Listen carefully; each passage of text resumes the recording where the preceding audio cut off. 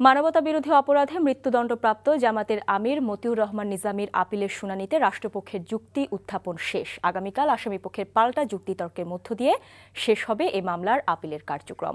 সকালে প্রধান বিচারপতি এস.কে. সিনহার নেতৃত্বাধীন 4 সদস্যের আপিল বিভাগে অ্যাটর্নি জেনারেল মাহবুবে আলম যুক্তি উপস্থাপন শুরু করে দুপুরে শেষ করেন। শুনানির শেষ পর্যায়ে রাষ্ট্রপক্ষ আসামির সর্বোচ্চ সাজা বহালের আবেদন জানায়। এর আগে গত বুধবার আসামিপক্ষ তাদের যুক্তিতর্ক উপস্থাপন সমাপ্ত করেন। তারা নিজামীর বয়স এবং শারীরিক অবস্থা বিবেচনা করে শাস্তি কমানোর আবেদন করেন। গত বছরের 29 অক্টোবর ট্রাইব্যুনাল 1 নিজামীকে মৃত্যুদণ্ড দেয়। রায়ে 16টি অভিযোগের মধ্যে 8টি অভিযোগ প্রমাণিত হওয়ায় বুদ্ধিজীবী হত্যা সহ 4টিতে মৃত্যুদণ্ড এবং 4টিতে যাবজ্জীবন কারাদণ্ড দেয়। এই রায়ের বিরুদ্ধে একই বছরের 23শে নভেম্বর সুপ্রিম কোর্টে আপিল করেন মতিউর রহমান নিজামী।